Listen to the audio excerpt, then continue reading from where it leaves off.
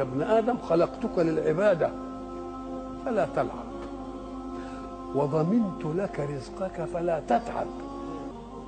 إن رضيت بما قسمته لك أرحت قلبك وبدنك وكنت عندي محمودا. وإن أنت لم ترض بما قسمته لك فوعزتي وجلالي لأسلطن عليك الدنيا تركض فيها ركض الوحوش في البرية ثم لا يكون لك منها إلا ما قسمته لك. يا ابن آدم خلقت السماوات والأرض ولم أعي بخلقهم، أيعيني رغيف عيش أسوقه لك؟